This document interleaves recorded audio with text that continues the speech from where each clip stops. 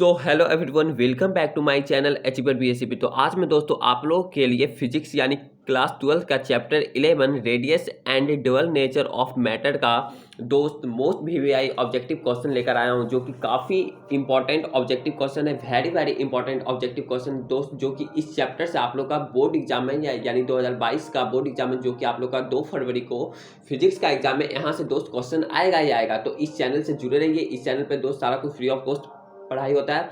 तो ठीक है दोस्त, बिना समय की बर्बादी करते हुए क्वेश्चन नंबर 1 से शुरू करता हूँ। ठीक है दोस्त, तो क्वेश्चन नंबर 1 जो बोल रहा है, क्वेश्चन नंबर 1 यही बोल रहा है कि which of the following has the dimension of Planck's constant, यानी प्लैंक्स कांस्टेंट का डायमेंशन क्या होता है। तो आप लोग जानते होंगे दोस्त, जो प्लैंक्स कांस्टेंट का जो डायमेंशन होता है वो क्या होता है, force into distance into time होता है। यानी फोर्स भी होता है, उसमें डिस्टेंस भी होता है और टाइम भी होता है। तो इस तरह से दोस्त आप लोग का जो क्वेश्चन नंबर फर्स्ट का डी ऑप्शन आप लोग का सही हुआ। अब दोस्त चलते हैं क्वेश्चन नंबर सेकंड पे। क्वेश्चन नंबर सेकंड क्या बोल रहा है, क्वेश्चन नंबर सेकंड यही बोल रहा था एनर्जी ऑफ फोटोन इज, यानी फोटोन का एनर्जी का फॉर्मूला क्या होता है। E इज इक्वल टू, आप लोग जानते होंगे दोस्त, E इज इक्वल टू होता है प्लैंक्स कांस्टेंट। यानी अगर मैं लिखूं तो E is equal to Planck's constant, यानी H से जिसको डिनोट करते हैं, और यहाँ पे होता है फ्रीक्वेंसी। तो दोस्त यहाँ पे मैंने फ्रीक्वेंसी को दोस्त V से डिनोट किया है, ठीक है, V से। तो इस तरह से दोस्त आप लोग का जो सही जो आंसर हो जाएगा वो क्वेश्चन नंबर सेकंड का दोस्त आप लोग का ए ऑप्शन सही हो, ये सही हो जाएगा। कौन सा ऑप्शन सही होगा, ए ऑप्शन दोस्त आप लोग का सही हो जाएगा। यानी H इंटू भी कहने का मतलब दोस्त यहाँ पे फ्रीक्वेंसी है, ठीक है, और H यहाँ पे प्लैंक्स कांस्टेंट है, जो कि आप लोग जानते होंगे, ठीक है। इस तरह से क्वेश्चन नंबर सेकंड का आप लोग का ए ऑप्शन सही हुआ। अब चलते हैं दोस्त क्वेश्चन नंबर थर्ड पे। ये क्वेश्चन नंबर थर्ड क्या बोल रहा है कि the SI unit of Planck's constant, यानी प्लैंक्स कांस्टेंट का एसआई यूनिट क्या होता है। तो आप लोग जानते होंगे दोस्त, इसका होता है जूल सेकंड होता है। क्या होता है, जूल सेकंड। यानी आप लोग का क्वेश्चन नंबर थर्ड का ए ऑप्शन सही हो गया। अब चलते हैं क्वेश्चन नंबर 4 पे। क्वेश्चन नंबर 4 क्या बोल रहा है कि electron volt is the measured of, यानी इलेक्ट्रॉन वोल्ट किसको मेजर करता है, यानी किसको मापता है। तो आप लोग जानते होंगे दोस्त, ये एनर्जी को मापता है। क्या चीज का है, एनर्जी को मापता है। एनर्जी का एक प्रकार का ये यूनिट है इलेक्ट्रॉन वोल्ट, ठीक है। इस तरह से दोस्त क्वेश्चन नंबर 4 का आप लोग का डी ऑप्शन सही हुआ। अब चलते हैं क्वेश्चन नंबर 5 पे। क्वेश्चन नंबर 5 क्या बोल रहा है कि डायमेंशंस ऑफ प्लैंक्स कांस्टेंट, यानी जो प्लैंक्स कांस्टेंट है इसका डायमेंशन क्या होता है। तो आप लोग आराम से दोस्त निकाल सकते हैं। प्लैंक्स कांस्टेंट का आप लोग फॉर्मूला अगर लिख दें तो H इज इक्वल टू क्या हो जाएगा, E अपॉन फ्रीक्वेंसी।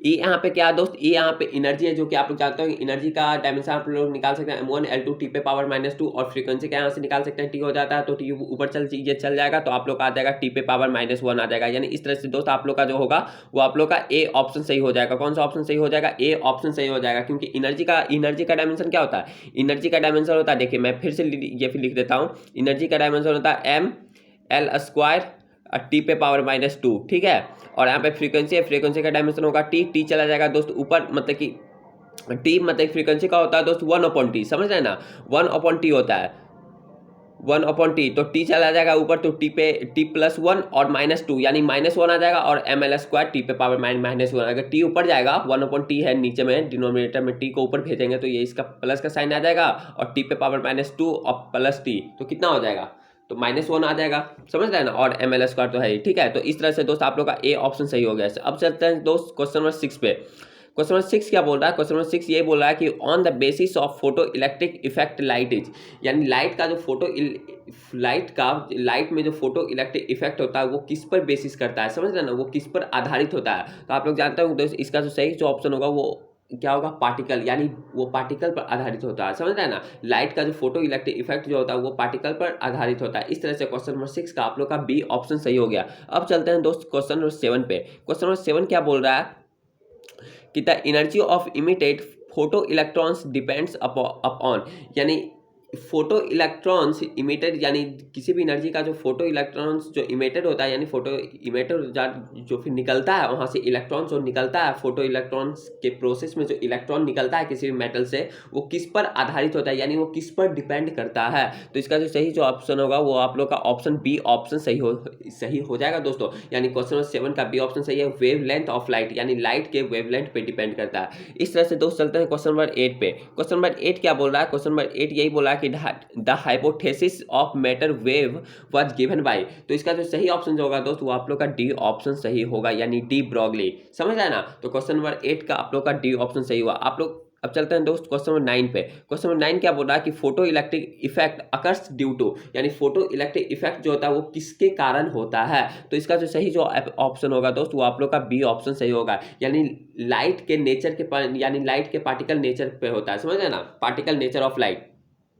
तो इस तरह से क्वेश्चन नंबर 9 का दोस्त आप लोग का बी ऑप्शन सही हुआ। मैं फिर से दोस्त बोल रहा हूँ, ये सब दोस्त जो ऑब्जेक्टिव जो मैंने क्वेश्चन लेकर आया हूँ या फिर लेकर आता हूँ, ये काफ़ी इंपॉर्टेंट ऑब्जेक्टिव क्वेश्चन है जो कि आप लोग का बोर्ड एग्जाम में यहाँ से क्वेश्चन आएगा ही आएगा। अगर आप लोग इसको स्किप करके देखिएगा तो फिर फायदा नहीं होगा। आप लोग आराम से देखिए और हर एक क्वेश्चन समझिए, ठीक है, और अपने से खुद से पहले आंसर कीजिए, तब मैं जो बताता हूँ फिर उसको आंसर कीजिए, समझ रहे ना। तो आप लोग का ये काफी इंपॉर्टेंट ऑब्जेक्टिव है। इस तरह से दोस्त चलते हैं क्वेश्चन नंबर 10 पे। क्वेश्चन नंबर 10 क्या बोल रहा है कि X rays are made up of, यानी एक्सरेज किसके कारण यानी किसके कारण बना होता है। तो इसका जो सही ऑप्शन जो होगा दोस्त वो आप लोग का सी ऑप्शन सही होगा, यानी इलेक्ट्रोमैग्नेटिक रेडिएशन होता है, समझ रहे ना। तो क्वेश्चन नंबर 10 का आप लोग का सी ऑप्शन सही हुआ। अब चलते हैं दोस्त क्वेश्चन नंबर 11 पे। क्वेश्चन नंबर 11 क्या बोल रहा है कि the maximum kinetic energy of photo electrons emitted in photo electric effect depends linearly upon. तो इसका जो मैक्सिमम काइनेटिक एनर्जी क्या होता है, किसी भी अगर फोटो इलेक्ट्रिक इफेक्ट में दोस्त जो फोटो इलेक्ट्रॉन जो इमिटेड होता है यानी निकलता है, तो उसका मैक्सिमम काइनेटिक एनर्जी किस पर डिपेंड करता है।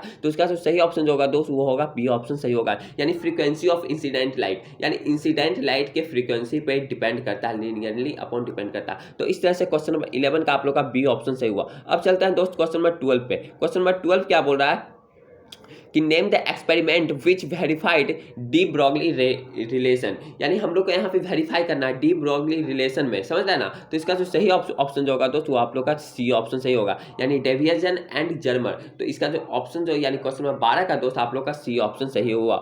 अब चलते हैं दोस्त क्वेश्चन नंबर 13 पे। क्वेश्चन नंबर 13 क्या बोल रहा है कि when a photon stimulates the emission of another photon the two photons have. तो इसका जो सही ऑप्शन जो होगा दोस्त वो आप लोग का ऑल ऑफ द अबव, यानी डी ऑप्शन सही होगा, यानी सेम एनर्जी भी, सेम डायरेक्शन भी और सेम वेवलेंथ भी। तो इस तरह से क्वेश्चन नंबर 13 का आप लोग का डी ऑप्शन सही हुआ। अब चलते हैं दोस्त क्वेश्चन नंबर 14 पे। क्वेश्चन नंबर 14 क्या बोल रहा है कि photo electric effect reveals the, यानी फोटो इलेक्ट्रिक इफेक्ट जो होता है वो किस पे रिवेल्स करता है। तो इसका जो सही ऑप्शन जो होगा दोस्त वो आप लोग का बी ऑप्शन सही होगा, यानी पार्टिकल्स नेचर ऑफ रेडिएशन, यानी नेचर के पार्टिकल नेचर पे, यानी रेडिएशन के पार्टिकल नेचर पे ये होता है, रिवेल्स करता है, समझ है ना।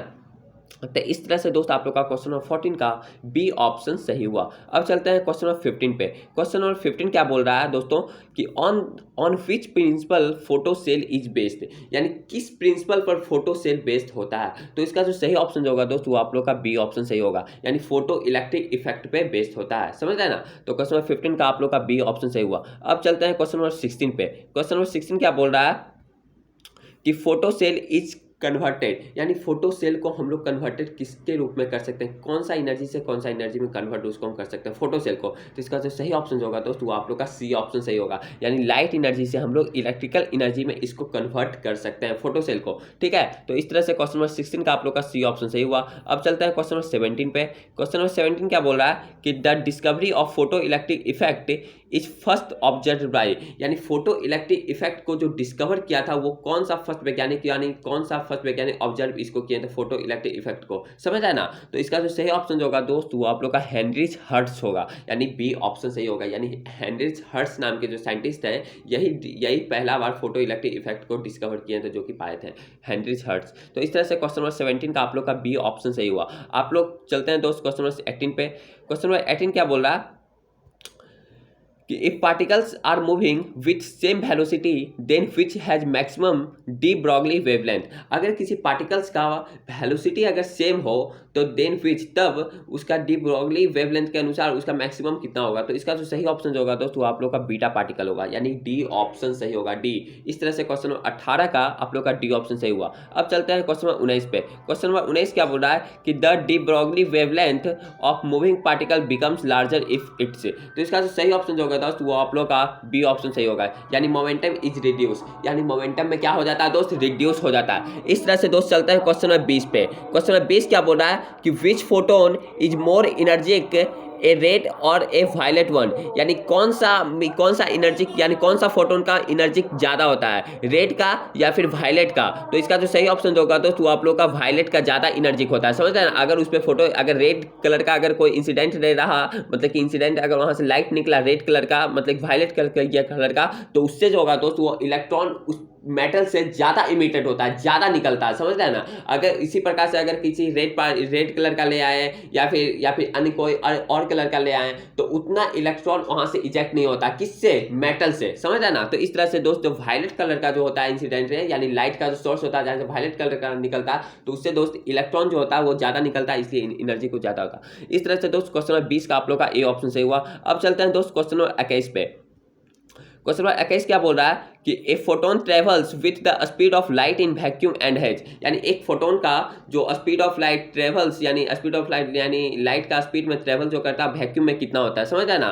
तो इसका जो सही ऑप्शन जो होगा दोस्तों आप लोग का सी ऑप्शन सही होगा, यानी no charge and no rest mass. तो इस तरह से सी ऑप्शन सही हुआ क्वेश्चन नंबर 21 का। अब चलते हैं क्वेश्चन नंबर 22 पे। क्वेश्चन नंबर 22 क्या बोल रहा है कि what is the rest mass of photon, यानी फोटोन का रेस्ट मास क्या कहलाता है, यानी कितना होता है फोटोन का रेस्ट मास। तो इस तरह से दोस्त आप लोग का जीरो ऑप्शन सही होगा, यानी सी ऑप्शन आप लोग का सही होगा, जीरो आंसर। इस तरह से चलते हैं क्वेश्चन नंबर 23 पे। क्वेश्चन क्या बोल रहा है कि the energy of photon of green light of wavelength 1500 angstrom. Angstrom है दोस्त, एंगस्ट्रॉम का ऐसे होता है, मैंने यहाँ मतलब कि टाइपिंग हो गया, ये एंगस्ट्रॉम का ऐसे होता है यूनिट, समझ रहे ना, एंगस्ट्रॉम ऐसे। अगर मैं फिर से इसको डिनोट करूँ ऐसे, एंगस्ट्रॉम का यूनिट ऐसे होता है, समझ रहे ना। तो इस तरह से दोस्त आप लोग का जो हुआ वो आप लोग का ये आप लोग का सी ऑप्शन सही होगा। कौन सा ऑप्शन सही होगा, सी ऑप्शन आप लोग का सही होगा। इस तरह से दोस्त चलते हैं क्वेश्चन नंबर 24 पे। क्वेश्चन नंबर 24 क्या बोल रहा है कि what is the minimum value of component shift, यानी कंपोनेंट शिफ्ट का मिनिमम वैल्यू कितना होता है। तो इसका जो सही ऑप्शन जो होगा दोस्त वो आप लोग का ए ऑप्शन सही होगा, यानी जीरो, समझ रहे हैं ना। तो क्वेश्चन नंबर 24 का आप लोग का ए ऑप्शन सही हुआ।